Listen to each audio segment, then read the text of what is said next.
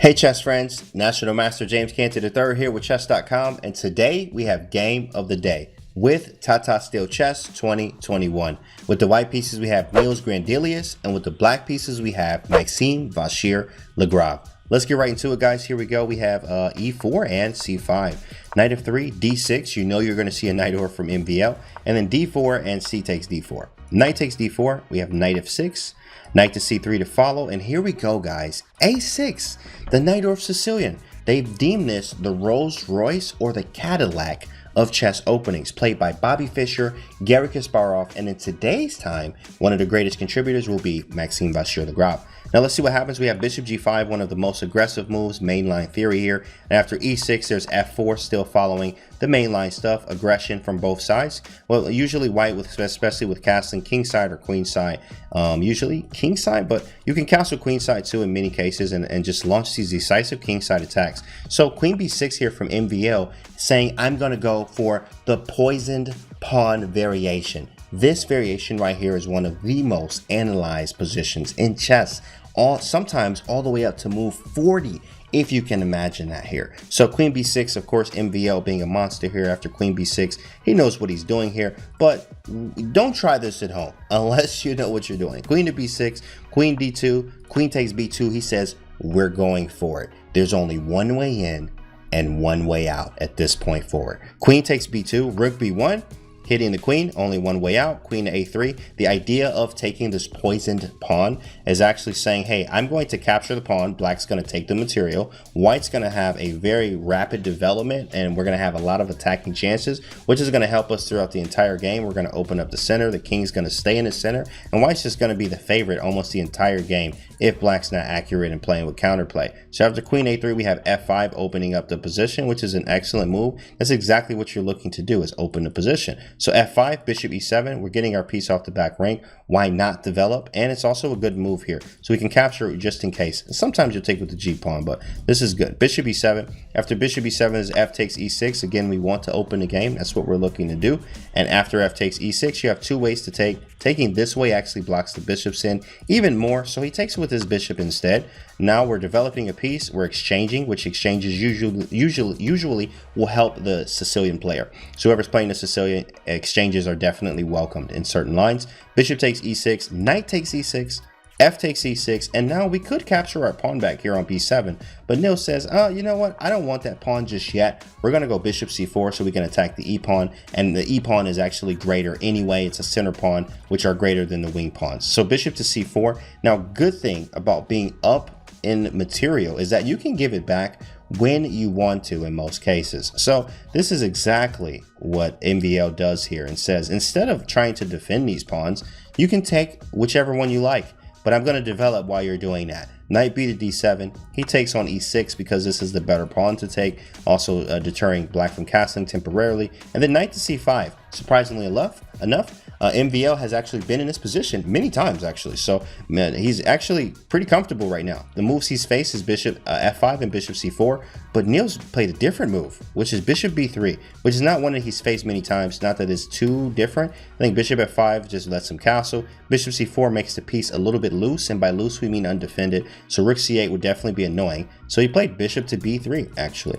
Rook to c8 anyway, which is a great move, putting a rook on the file with a smile. Rooks love to be on files, so rook c8, not a bad move by far. And then castles. After we castle here, now we have an open file. Hopefully we can use this bishop if it's not chopped off, but it's immediately chopped off the next move from MVL here. You only have one capture to do, guys. If you capture with either pawn, it loses on the spot. Let's actually take a look at that. Pawn takes. That's why you want to always look for checks and captures before and after the move you make. Queen c5, ouch. Yikes. That's not a move. Start a new game. Let's just get this off the screen. But here's, you're losing a piece no matter what you do. So that's not good. You just don't want to go down that route. So rook takes b3, we defend the queen, or we attack the queen, defend the knight, and still hit b7 all at the same time. Queen c5 anyway, checking, gaining a slight tempo, but losing it immediately as we get one back as well. Bishop e3. The queen is better placed here, of course, in the center than it is on c5, or than it was on a3. But we do have that attack on the queen, so we have to move it.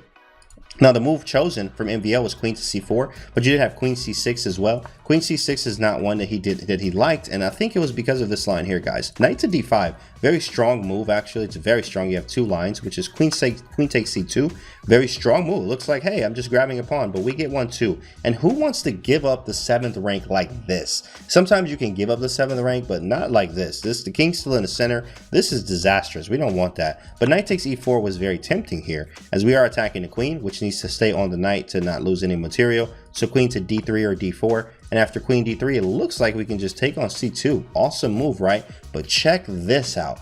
Rook takes b7. Oh my goodness, that is a queen sacrifice? Yes, it is. Queen takes d3, rook takes e7. You can't go on an f file if you wanted to, so you have to go king d8, bishop b6. Beautiful move here. And after rook c7, we're going to take on c7 with discoveries and sometimes even mate threats in these positions, especially with this coordination and another piece to help us. We have to take on the knight here. Rook c5, and we live. Game's over there. We're up a full rook. He didn't like this at all. So MVL chose a great choice, queen to c4, and actually just say I'm going to centralize my queen. Sometimes at the right moment, if I have to, go queen f7, but immediately go queen g6 because I don't want to stay in this uncomfortable pen. Queen c4, rook f4. The best defense is offense. So rook f4, beautiful, defending and at the same time attacking. How? Because if I castle, well, e5, and I'm winning a piece. Thank you very much, and have a nice day. So going back here, queen e6 was a beautiful move, actually. Just getting out of the way, still keeping pressure here. Also knight to g4, because we're looking for some exchanges. We would like some exchanges, no problem, as black would say here. Now, but at the same cost, we play queen e6 to centralize our queen, and we can castle. That's really what this is about. We have to get our king out of the center. The rooks have to get connected at the cost of a pawn. And they always say rook in games are drawn, or all rook in games are drawn, right? That's what they say, but you have to actually work for it, and it's not just drawn because they say that. Now here, actually, after rook takes b7, white's now up a pawn here. So it's 4 to 5 pawns. So black would definitely be okay with the draw, but there is some dynamicism still in the position. This pawn is weak. This pawn's weak as well. This pawn's weak. So there's pawn weaknesses, which this could absolutely end in a draw with correct play from both sides here, especially if white kind of slips a little bit and gives a pawn back. Rook takes b7. There is castles here from MVL. And after castles, I like this move by Nils playing h3, stopping knight to g4, which will be one of the trades that we just kind of didn't look for. It also gives some look for the king, just in case, maybe somehow, some way. Honestly, the file back here is very weak. We have both of our rooks lifted, so the file is weak on the first rank here. So king h2 is very good. It's something that we wanted to play. h3 and then rook to b8. So he's saying, hey, let's make some trades. If we make some trades, then I could have some better chances and looking for a draw, maybe even for something greater if white is not careful. Rook a7 says no trades for me. And then rook a8, and he's like, okay, you know what? Either we're going to repeat or I have to trade. So Nils just says, okay, I oblige. Let's take it. Trade. And then knight d5. Like this move a lot here. Very aggressive, actually. You have to ask, like, what happens on knight takes e4? I mean, isn't this a hanging pawn? It looks like it. I mean, it is a hanging pawn. But all hanging pawns you shouldn't take. Knight takes e4. Knight takes e7. Oh my goodness. Queen takes, it seems right. But then queen d5, and we live. The game's basically over here. I mean, it is over. You can't do anything about this. I move out of the way and have a nice day. GG. That is over. Right, so we can't take on e4, so this pawn is actually taboo. So we play rook to b8. Then after rook to b8, we have c4, centralizing, making the knight even stronger. And again, even taking on e4 doesn't work here. Let's see. What happens on knight takes e4, guys? What would you actually play in this position? Same thing, right? Knight takes e7. Okay, knight takes e7, queen takes e7, and then queen d5 check. No mates anymore, but we are just winning material, just winning a knight. So again, you can't take this pawn. So after c4, there's bishop d8 here from MVL. Very nice move. And after bishop d8, we have queen f2, putting some pressure on the file with a smile. If knight takes e4, there's rook f8, mate, and we great. So you play knight to d7, which is a very nice move, stopping f8. Stopping f8. White is pushing for way more here. As you see, white's up a pawn, but we're still pushing for everything. Knight to d7, bishop d4, centralizing the bishop. Great way to do things.